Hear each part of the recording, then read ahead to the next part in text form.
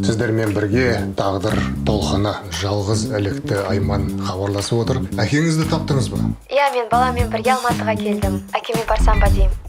Сіз барып қалсаңыз, ұрыс төбелес жанжал болып жүрмесін? Менің есімім Айман. Біз екеуміз радиодан сөйлескенбіз.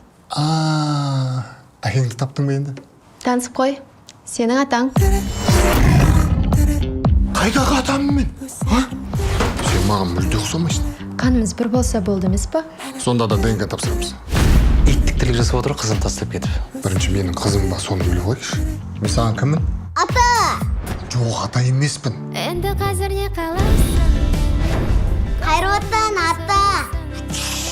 Есіңізде болсын. Жалғыз басты аналардың да армандары бар.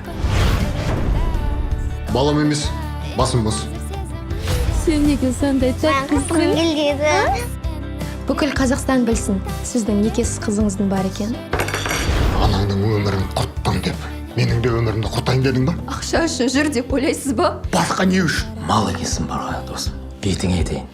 Неге соншама қырсықсың? Мүмкін әкесіз өскеннен шығар. Ата қарағатын! Иә.